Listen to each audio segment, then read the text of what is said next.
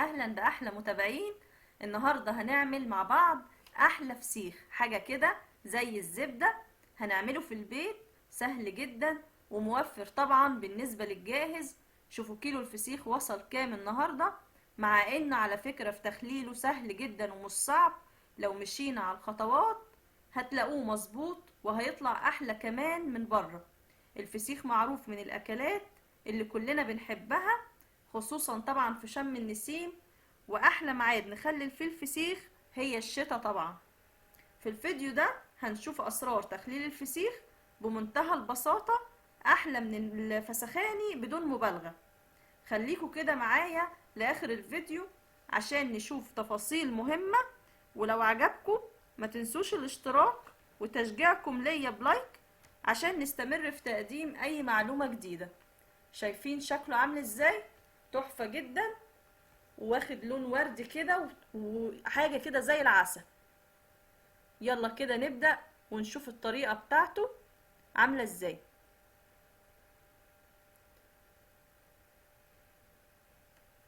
اول حاجة انا بجيب اي كمية انتوا عايزينها من البوري.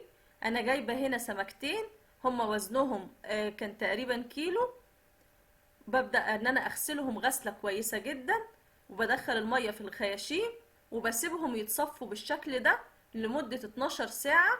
ما تقلقوش خالص، في الشتاء ما بيحصلوش اي حاجة، هيفضل مصفي معايا كده طول ما انا قلباه.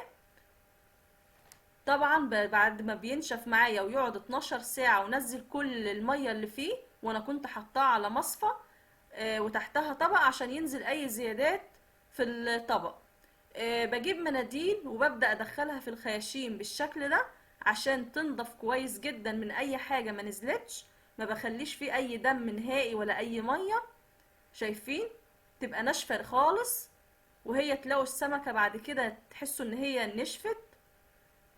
ده اللي هيخلي الفسيخ ينجح معاكم وما يبص وما يحصلوش اي حاجة. شايفين برضو لسه في الخياشيم. هفضل بالمناديل كده وراه لحد ما المناديل تبقى معايا نظيفة. وبعد كده هجيب ملح رشيد اللي هو الملح الخشن من عند اي عطار. اهم حاجة يكون ملح خشن، مش بستعمل الملح العادي بتاع الاكل بتاعنا. وهحط عليهم معلقتين من الشطة، وهبدأ ان انا اقلبهم بالشكل ده. الملح الخشن الرشيد هو اللي بيظبط الطعم بتاع الفسيخ ومش بيخليه يبقى حادق قوي مش بيبوظ معايا. وبيحفظ السمك بتاعي وبيشرب اي مية زيادة في السمك، وبيديني نتيجة كويسة جدا. ما تستعملوش الملح العادي، لان كل ما هيقعد في الملح العادي هتبصوا تلاقوا الملح مظبطش معاكم. انا ببدأ بعد كده هجيب الاسترتش وهبدأ احط في الخياشيم الملح الخشن اللي بالشطة، وهبدأ اكبسه كويس جدا في قلب الخياشيم لحد ما يوصل معايا للبطن.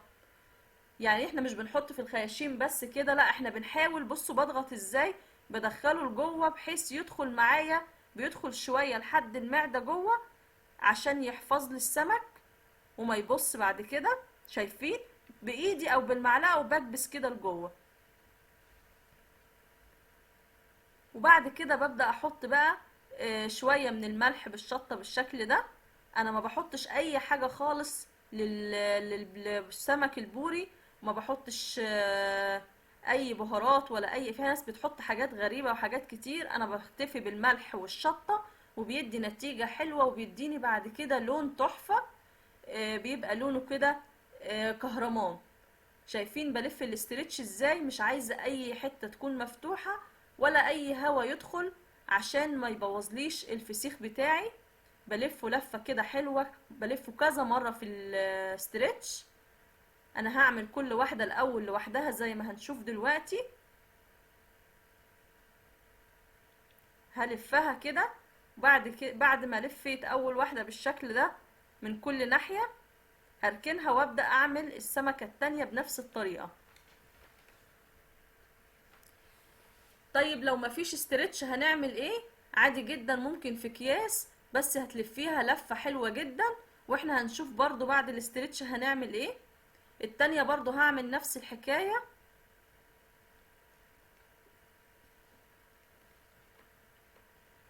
طبعا لما بنشتري الفسيخ اهم حاجة بيكون يكون طازة كده، يكون الخياشيم لونها وردي، دي اهم حاجة عشان يبقى برضو ناجح معايا. تكون العينين بتلمع، اللي هو القشر اللي على السمكة ما يكون ثابت عشان اضمن ان هو طازة. دي اهم حاجة وانا بشتري الفسيخ، حبيت اقول لكم بس عليها. بعد ما عملت تاني واحدة بالشكل ده هبدأ اجيب التانية وهحطها عكس عكاس الديل عكس الراس بالشكل ده. ولو هتعملي كمية هتمشي بنفس الطريقة عكس عكاس كل واحدة. وبعد كده هبدأ ألفهم تاني في الاسترتش مع بعض، وبضغط عليهم كده جنب بعض عشان ما يبقاش بينهم أي هوا، وبضغط الاسترتش عشان مش عايزة أي هوا خالص يكون في الكيس. دي أهم حاجة هتخلي الفسيخ ينجح وما يحصلوش أي حاجة، وتخلي لي أي كمية انت حباها. تمام يا جماعة، لأن الهوا هو اللي يبوظ أي فسيخ. لو دخله هوا بكده الفسيخ هيبوظ ومش هينفع، كل الخطوات بتاعتنا دي مش هيبقى لها اي لازمة. انا بضغط كده الاسترتش. ولو في كيس هعمل نفس الكلام، هفضل هدخل الفسيخ في الكيس، السمك في الكيس، وهقفل عليه كويس جدا. بصوا انا دلوقتي هنا بعد ما حطيته في الاسترتش هحطه برضو في اكياس تاني.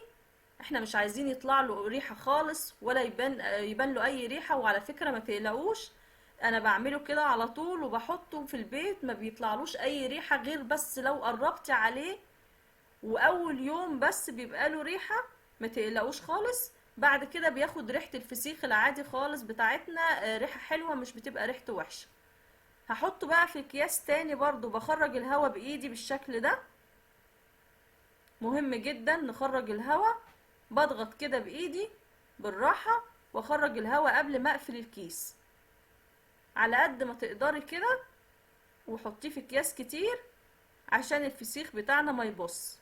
انا هنا عملت كمية قليلة وعملت سمكتين حجمهم مش كبير قوي، عشان اللي حابب ان هو يجرب يبدأ يعمل اول مرة كده، ولما ينجح بعد كده اعملي بقى الكمية اللي انت عايزاها وبالحجم اللي انت حباه. وانا برضو ممكن بعد كده ابقى اعمل فيديو تاني اكون عاملة فيه كمية او سمك يكون كبير شوية عشان برضو تشوفوه لو حابين. شايفين انا بعد كده هحطه برضو كده بالشكل ده في كيس تاني.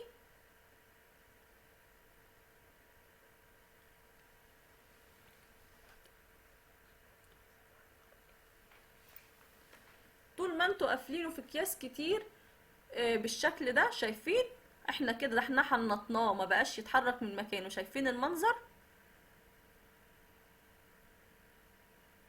هيقعد معايا لمدة 15 يوم، وبعد كده هبدأ افتح عليه دلوقتي اهو بقى بعد ما قعد معايا 15 يوم. شايفين شكله؟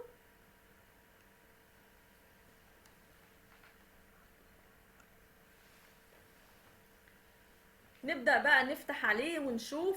شايفين واخد اللون ازاي؟ الاكياس اخدت لون ازاي؟ لانه جواها زيت، عمل زيت كده. هنفتح وهنشوف دلوقتي. نطلع كل الاكياس اللي احنا كنا حاطينها مع بعض.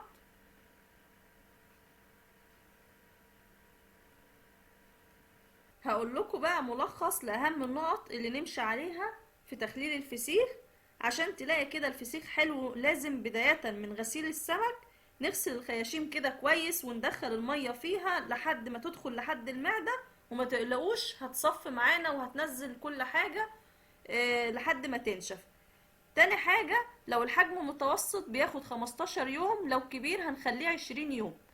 نظام التخليل بعد ما احطه في الاكياس بحطه في اي حاجة وهقفل عليه كويس عشان برضو الريحة. كل يوم بقلبه على الناحية التانية عشان المية اللي بتنزل منه دي اللي بتسوي الفسيخ، فهتستوي معايا من الناحيتين، ما ينفعش اسيبه على ناحية واحدة. تمام يا جماعة؟ ملحوظة مهمة بقى هقولكوا عليها برضو عشان ما تقلقوش، لان في حاجات كتير في ناس مش بتقول عليها، فانا حبيت تكونوا عارفين كل المعلومات.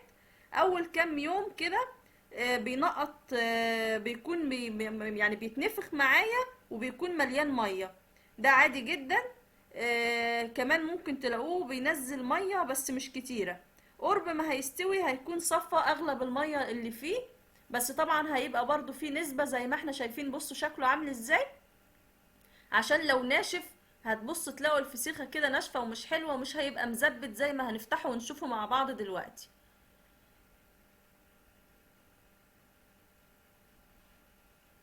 بصوا بقى كده بعد ما بفتحه، دي الشطة والملح اللي هي الطبقة دي هنبدأ نشيلها كده مع بعض. بنضفه بالشكل ده. هشيل بقى الاكياس اللي تحته دي وابدأ كده ان انا انضفه واشيل القشرة بتاعته. شايفين الفسيخة طرية كده وحلوة معايا، وريحته جامدة جدا وحلوة. ريحة الفسيخ اللي هو الحلو كده اللي بتجري الريق دي، من وانتوا بتفتحوا الاكياس هتلاقوا الريحة حلوة. لو طبعا بايظ هتلاقوا الريحة ما تستحملوهاش وهتلاقوا ريحته مش حلوة، لان ما مشيتوش على الخطوات اللي احنا قلنا عليها. هنا هبدأ اقشر كده الفسيخة بالشكل ده بمعلقة. هبدأ ان انا اقشر اول ناحية كده وبعدين هقلبه على الناحية التانية وهقشره كويس جدا بالمعلقة كده، وبيتقشر بمنتهى السهولة مفيهوش اي حاجة خالص. طبعا بيطلع سهل لانه استوى كويس جدا. شايفين؟ واخد معايا برضو من بره لون حلو جدا، ولسه لما نفتحه من جوه هنشوف قد ايه لونه حلو، واخد لون وردي من جوه.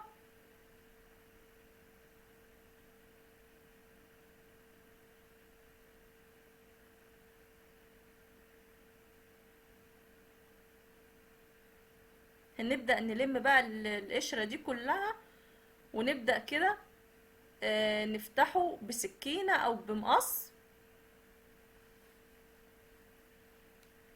هبدأ الاول هشيل الراس بالسكينة كده، وهبدأ ان انا اقطع كده اول حتة كده من فوق من الراس، عشان بعد كده هسحبها بالجزء بتاع المعدة عشان اطلع الجزء كده اللي بيبقى في المعدة بالشكل ده،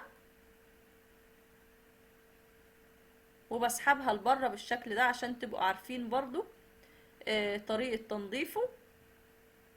هو سهل جدا مفيهوش اي حاجة خالص.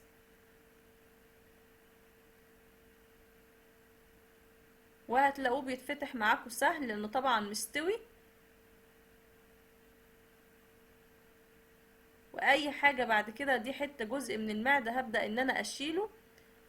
بتلاقوا لونه متغير كده ومختلف عن لون الفسيخة بتاعتي.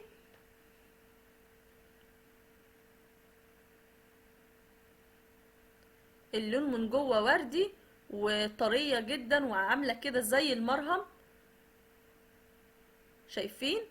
عسل حاجة كده، وريحته يعني جامدة جدا.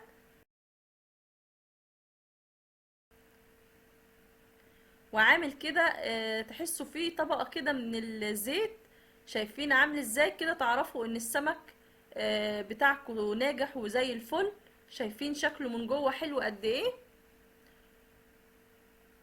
تحفة يا جماعة بجد. جربوه واعملوه في البيت، احلى واوفر بكتير قوي ما نشتريه من بره. شايفين شكله؟ هبدأ برضو اعمل الفسيخة التانية واقشرها وافتحها واشيل الراس وانضفها بنفس الشكل بتاع الاولانية، وبشيل اي حاجة فيه.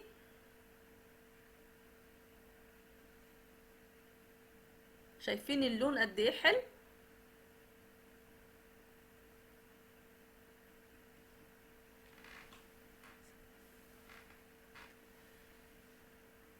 زبدة يا جماعة مش فسيخ، زبدة عسل. شوية بصل بقى وشوية ليمون وبألف هنا. حاجة كده حلوة جدا. دي كانت طريقتي في تخليل الفسيخ. اتمنى تكون عجبتكم. جربوها. باي باي.